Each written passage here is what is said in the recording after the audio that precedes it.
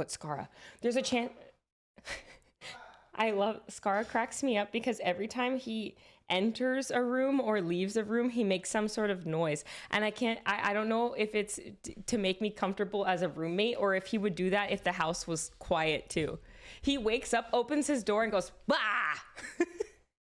I'm like, he's announcing Yes, the his king wake. always make his presence known. Sometimes he just opens the door and goes, oh, I'm like, you sleep good, Scarra? I'm setting the tone. You are. The tone for the morning. A little 10 a.m. A little 10 a.m. bois. I used to be super self-conscious because I live with Toast and Yvonne, and I was talking to myself in the restroom, and I walked out, and Toast was like, do you talk to yourself? And I'm like, no. And he's like, Hey. who did I hear it? I'm like, no one. It's okay if you do. I talk to myself too. I talk to myself all the time. Yeah, but I'm not crazy.